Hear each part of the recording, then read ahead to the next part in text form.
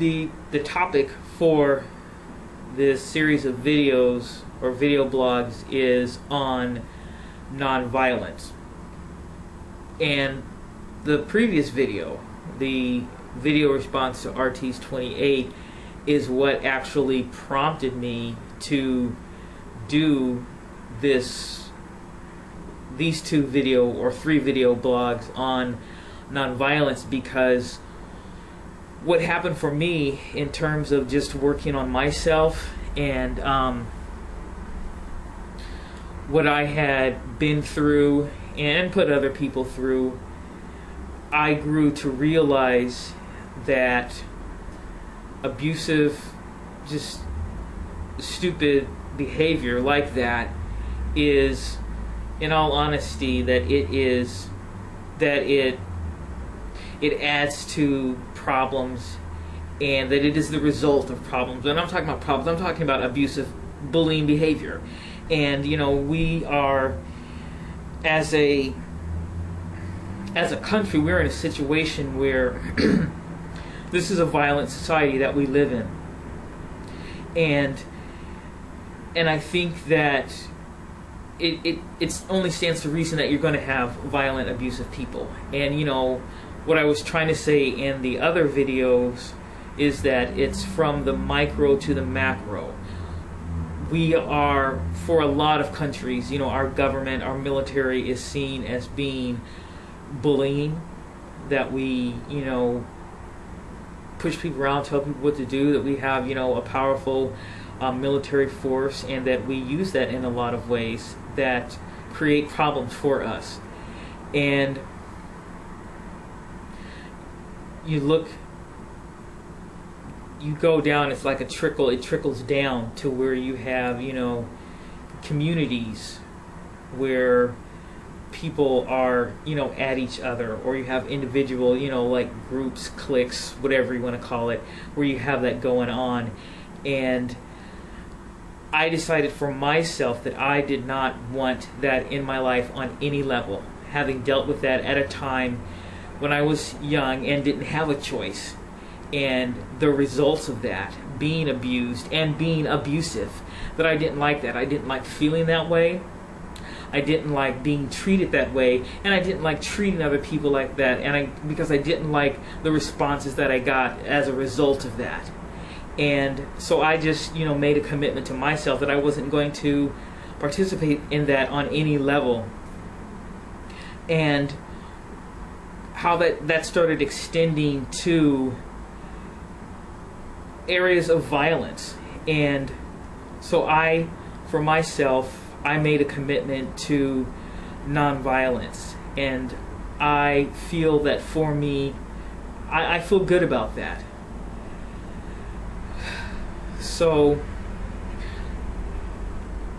unfortunately, I realized a couple of things. One, I realized that nonviolence, that choosing nonviolence is, you know, that it's a term, nonviolence, you know, pacifism. So one of the things that I've started to look at lately is, what does that really mean?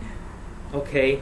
And so that's one of the things, is, you know, just really questioning what that means, and what are the limits and the parameters, and how do you really incorporate that into your life in a violent situation? You know, where we're in a society where it's kind of strange right now. I don't know if anyone's picked up on that, but there's a strangeness in the air, okay? And I know I'm probably being dramatic when I say it that way, but there's so much change going on, and some of it is good, and some of it, you know, is bad. And so where does that commitment to nonviolence, you know, how does that fit into that? Is it even possible? And I believe that it is. And so that's one of the questions. And then another question that I ask myself, and that I'm going to ask you, you know, who are watching this video, is what does nonviolence, what does it mean? How do you, is there a chance for growth in that? And the automatic response is, well, of course there's growth. You know, I mean, there's a chance for growth, because you look at for me, just some of the role models that I am basing my choice on. Those three that right now are Martin Luther King Jr., Stephen Biko, and Gandhi.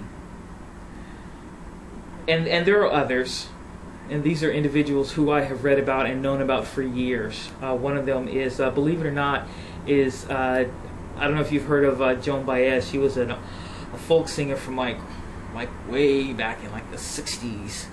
But I had read about her and some of the things that she had done, the protests that she had been involved in, the school that she had started with her husband, and that her sister was part of, and just reading, trying to get some understanding about it, because right now, when things are nice and calm and easy, it's easy to talk about nonviolence. And it sounds really positive and possible and doable. And now, for me, with the murder of Oscar Grant by someone in an entity who was supposed to be there to protect and serve, it just really brought it home for me in a serious way. And this is why I ended up having to pull the video blog, because there's so much that I want to say, and I don't know if I can say it right and in this short amount of time, and that's why it ends up being 2 parts and 3 parts, and I end up editing out things. Okay. So having said that, what do you do? How does nonviolence play into my life, knowing that it's almost as if I stand a better chance of being killed by a cop than I do by a gangbanger, a drug dealer, or you understand what I'm saying?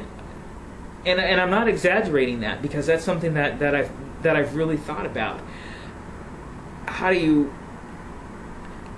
you conduct yourself in those situations? When you literally do put your hands up and you end up getting shot anyways, and asking people about that and getting responses like, well, if you're not acting in violent ways, then you're not going to have to deal with them in that way. And that's not necessarily true all the time. And what about other people? Okay, does nonviolence mean that I let someone else get battered? Where does that? What is honorable about nonviolence if I see someone battering down the weak? Can my principles around nonviolence include helping, coming to someone's defense? If I have to literally put my hands on someone just to pull them off of somebody else, can my principles, can they incorporate that? So those are just some of the questions that I have, and I'm going to stop right now, but I offer that out. I would like anyone to please send me a video response. What do you think about nonviolence? How do you incorporate that into your life? You understand what I'm saying? When you see someone getting battered, getting beaten, what do? If you're not into violence, you're not going to rush in and just start, swinging them and, beating this person up. But do you stop it? How do you stop the fight? What if you end up having to block and duck? Do you block and duck? Some pacifists are extremely pacifist, and they will let you hit them. They won't block. Okay, they won't block a punch. They won't duck. They will let you hit them. Is there more than one form of nonviolence? Is it something that can be incorporated into different circumstances? Okay, so please send me a response. Let me know what other people are thinking about that. All right, this is rebelfrak.